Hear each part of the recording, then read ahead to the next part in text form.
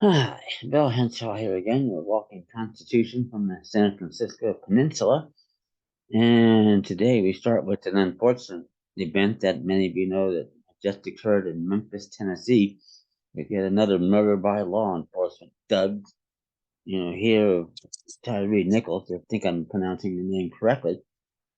And I'm going to try to change your perspective on what's going on here, because once you understand the real deal, it's going to be a lot easier to deal with.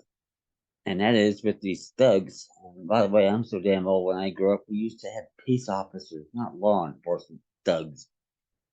And this is what has to stop.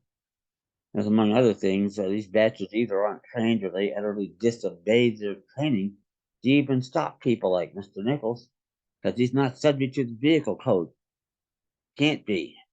And I'm dead bang prove it. And I got a case affidavit over the course of decades that proves that every time I get in there, these bastards don't show up because they can't prove, for example, you're a quote unquote person required to have a license to drive a vehicle on the highways. And think about that. Especially the word person, uh, which in their lingo, and they don't tell you this, but what that means is an artificial corporate entity. And that's all they have control over if they have that much. Because those entities owe their citizenship to the non-existent 14th War Amendment, and they have no rights the de facto national government is bound to respect.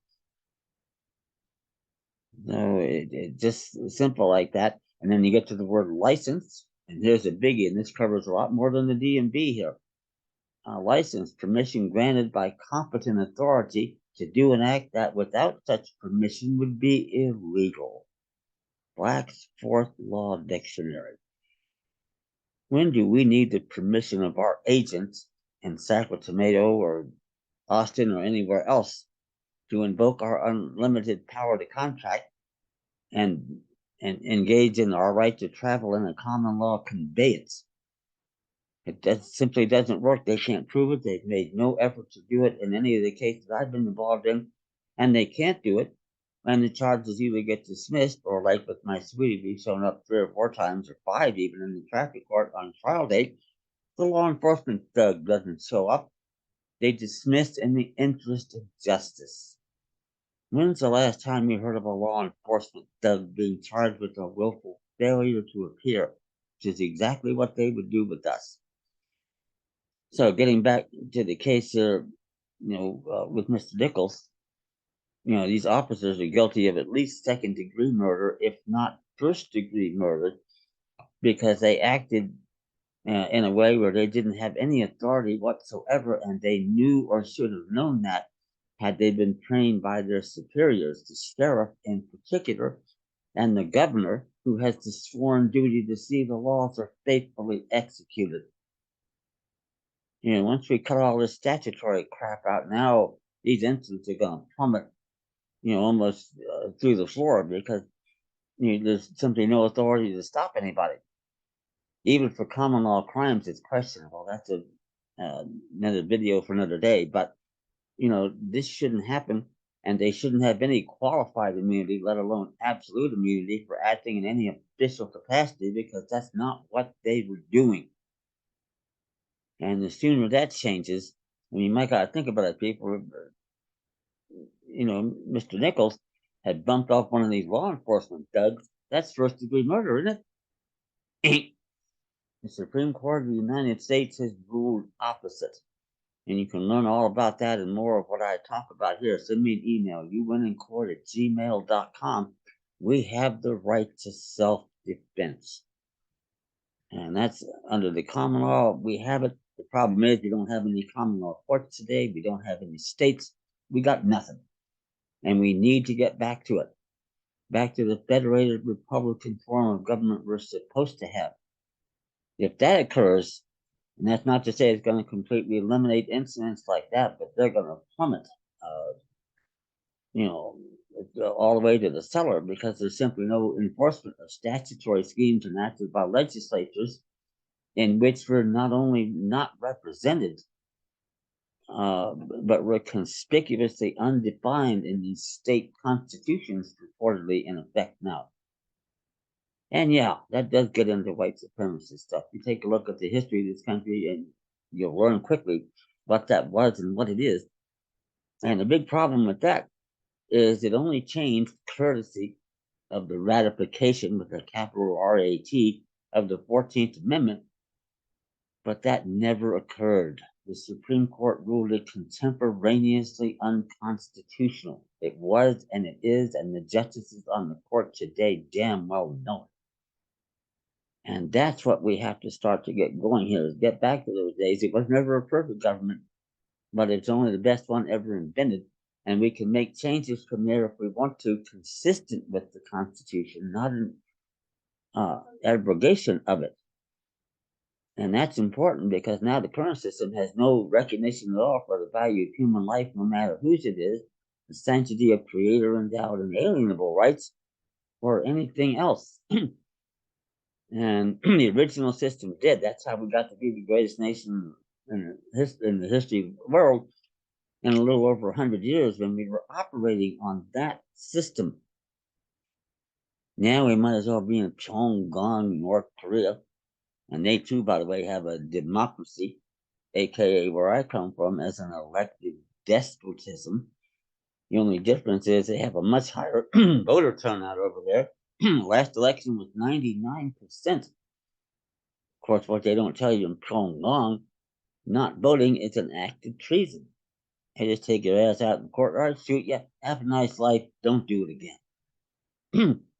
Now, that's a democracy for you, or a despotism. And you can take a look at Federalist Papers number 48, and you'll see where those racist Jefferson and Madison were real concerned about that at the time, and correctly so. And that's what this is degenerated in today. And without any respect for human life, what's the problem? I mean, you go out and kill somebody like what they did here, to Mr. Nichols. No big deal. My Lord, but it can't be the way our system operates anymore. And we have the power to take care of business now, and the Supreme Court of the United States is going to recognize this.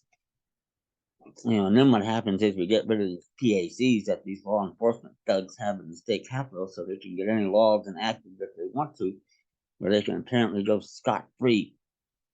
And that has to stop. And in fact, if we can prevent them from executing most of these statutory schemes, it will. Because we're only subject to common law, not statutory schemes, and especially not any that don't have any injured party here. You don't have a driver's license? Who will be hurt? I mean, give me a break here. And that's the real perspective we need. And what you find out there is that there are a lot of people out there that are not your friends. Hey, we can start out with the NAACP, ACLU, and the NRA. All they do is this BS crap with civil rights.